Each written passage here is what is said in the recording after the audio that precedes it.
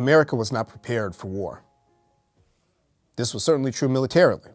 The United States Army consisted of a mere 200,000 soldiers, roughly the same amount of French casualties in the Battle of the Somme.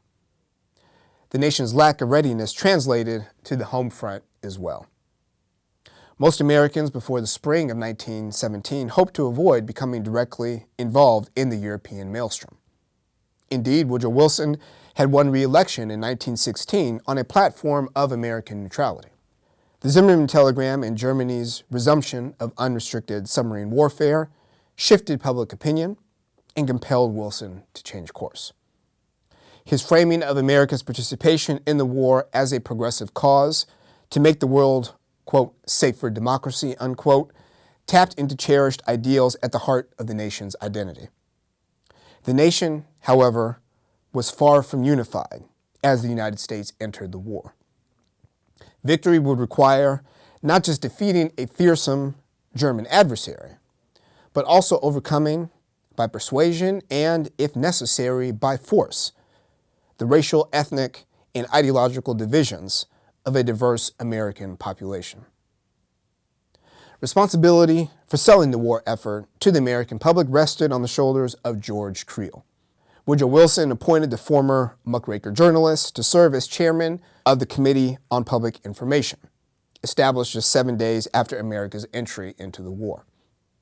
In heading the CPI, Creel saw his principal duty to promote, in his words, the justice of America's cause and fight for the hearts and minds of the public to unconditionally support the war and embrace 100% Americanism.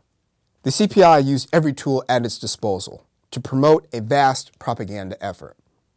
The Division of Pictorial Publicity employed hundreds of the country's most talented artists who produced posters, often in multiple languages, that both inspired patriotism and fear by casting the German enemy as an existential threat to civilization and the American way of life. While Creel asserted that the CPI was in no degree, quote, an agency of censorship, unquote, all news about the war was strategically filtered through the agency to ensure that it did not undercut America's mission on and off the battlefield. The CPI made use of 75,000 4-Minutemen to deliver patriotic speeches across the country.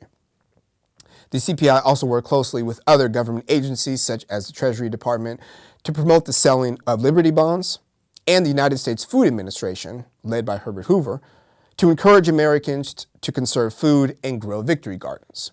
The United States government recognized that propaganda alone would not be enough to create uniform support for the war.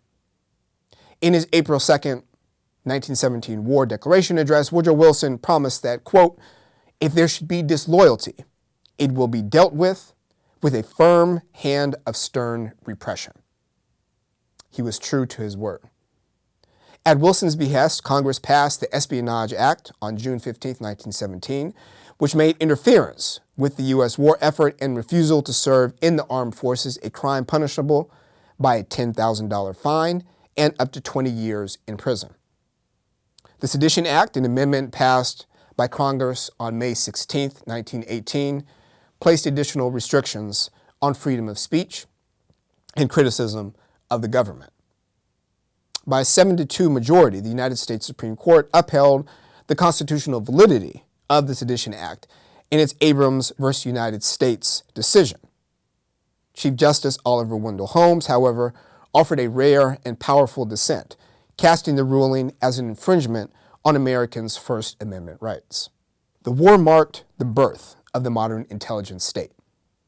With the unbridled power of the law at their disposal, U.S. Attorney General Thomas Watt Gregory and other government and military officials set out to crush any and all dissent. Opponents of the war, ranging from ordinary citizens to the Women's Peace Party in New York City, faced constant surveillance by rapidly expanded government intelligence apparatus that was assisted by civilian groups like the American Protective League. Federal prosecutors arrested, tried, and imprisoned thousands of anti-war activists, most notably the Russian-born anarchist Emma Goldman and chairman of the Socialist Party of America, Eugene Debs. A newly constituted military intelligence division actively investigated signs of disloyalty or resistance to the war effort, both in and outside of the Army. The legacies of this period would reverberate throughout the post-war period and into the 21st century.